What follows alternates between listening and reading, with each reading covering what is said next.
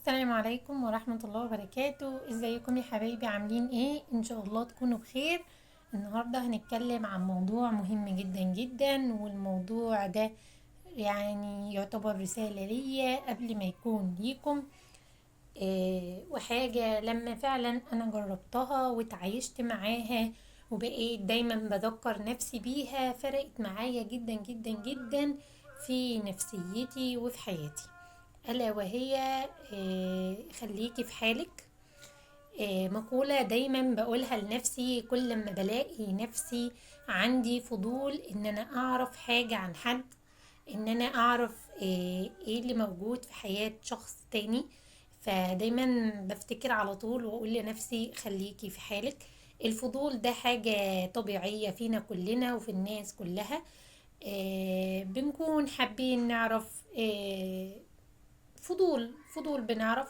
ولكن الفضول ده طلع ليه عواقب كتير وحاجات كتير بتأثر على نفسيتنا وبتدخلنا في حاجات كتير حرام. أوقات بتكون حاجات حرام، وأوقات بتدخلنا في نفسية مش مستقرة في نفسنا، في حاجات كتير بتخلي حياتك مش أحسن حاجة. عايزاكي دايما كل ما تلاقي عندك فضول ان انتي تسألي على ابن فلانة جاب كام في الاعدادية او في الثانوية العامة. مش هتستفيدي حاجة، مش هيفيدك بأي حاجة خالص. عايزاكي ان انتي تقولي لنفسك خليكي في حالك، ملكيش دعوة. مش هي يعني مش هيعملك حاجة ولا هيضيفلك حاجة. بذوق وبشياكة جدا، مبروك النجاح ومبروك اللي جابه، وربنا يكتب له التوفيق ان شاء الله في اللي جاي. اسلوب راقي، اسلوب نفسيا انت هتحسي ان انت مرتاحة نفسيا. هتلاقي نفسك لما عايزة تعرفي فبتتصلي على فلانة علشان تعرفي، بتخشي في غيبة وبتخشي في نميمة وبتخشي في حوارات تانية كتير بتخليكي انتي نفسيا مش مرتاحة، نفسيا مش مبسوطة. قبل ما تكوني عايزة تعرفي زوج دي مسافر امتى، طب زوج دي هيجي امتى، طب زوجها بيقبض كام، طب زوجها بيديها مصروف كام. مش هتستفيدي حاجة، مش هيضيفلك حاجة في حياتك غير ممكن نفسية غير مستقرة، نفسية غير سوية، مقارنة ملهاش أي لازمة بحياة الناس سواء كانوا أقل منك أو أعلى منك. فدايما دايما أذكر نفسي وإياكم خلينا في حالنا، خلينا ملناش دعوة بحياة حد يا جماعة. خليكي في حالك، خليكي في حالك، خليكي في أولادك، خليكي في عبادتك، خليكي في صلاتك، خليكي في حياتك انتي.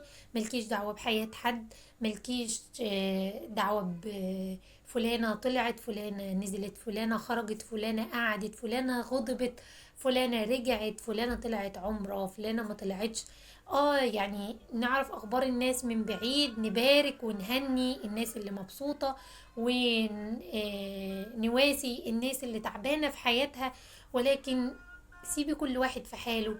ودايما ذكري نفسك لما تلاقي الفضول عندك زيادة شوية، اقفلي على نفسك بابك وقولي خليكي في حالك. والله يا جماعة هدوء نفسي، هدوء نفسي وراحة نفسية. انا عارفة ان في ناس كتير بتقولي ما هي بتسأل عليا، ما هي عايزة تعرف اخباري، ما هي بتتكلم عليا.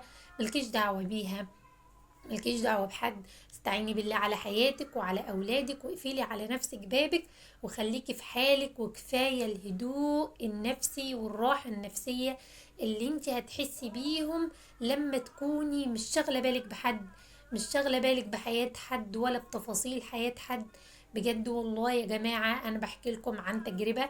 يعني أنا وما زلت، مش هنضحك على بعض، إن دايما في مواقف بيكون عندك فضول تعرفي اخبار شخص ما. ولكن والله يا جماعة دايما بذكر نفسي خليكي في حالك يا فاطمة، ملكيش دعوة بحياة حد، خليكي في حياتك انتي وفي اولادك انتي. ودايما بذكر نفسي ان كل واحد حياته الله يعينه عليها، كل واحد حياته مليانة. ملكيش دعوة بحد وملكيش دعوة بحياة حد. واحمدي ربنا على حياتك، احمدي ربنا على النعم اللي موجودة في حياتك. احمدي ربنا على كل حاجة ربنا اداهالك، اللهم لك الحمد، اللهم لك الحمد. وما تبصيش في حياة حد، وما تختبيش حد، وما تتكلميش على حد، وهتلاقي راحة نفسية. والله والله بجد انا مش كلام وخلاص.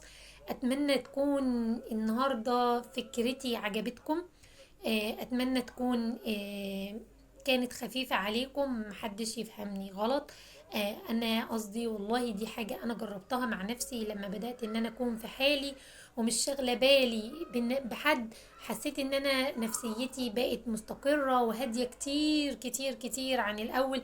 لما بتتكلمي على ده وبتشغلي بالك بده وعايزة تعرفي اخبار ده، وتلاقي نفسك اوقات بترتكبي ذنوب من غير ما تقصدي.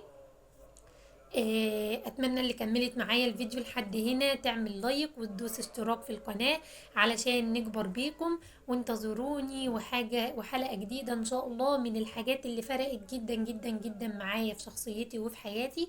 والسلام عليكم ورحمة الله وبركاته. كانت معاكم فاطمة.